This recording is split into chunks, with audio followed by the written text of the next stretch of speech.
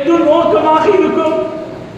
ஆலிமை பார்த்து மகிழ்ச்சி அடைகிற போது அந்த மகிழ்ச்சிக்கு அழகு நோக்கமாக இருக்காது.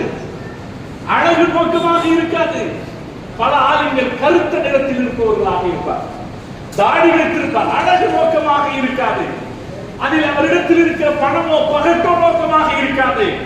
ஒரு ஆலிமை பார்க்கிற போது நமக்கு மகிழ்ச்சி ஏற்படுகிறது என்றால் அதற்கு காரணம் அல்லாஹ்வும் அவருடைய ரசூலுமாகத்தான் இருப்பார்.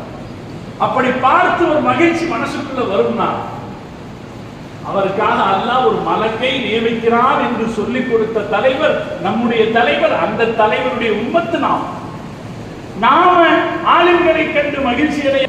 இதே இந்த ஊரில் ஜனாதிபதி கையால் அவார்டு வாங்கிய ஒரு சிறுவரோ சிறுமியோ வந்து விடுவார்கள் என்றால் யாரெல்லாம் வருவார்கள் போட்டி போட்டுக் கொண்டு பாராட்டுவதற்கு.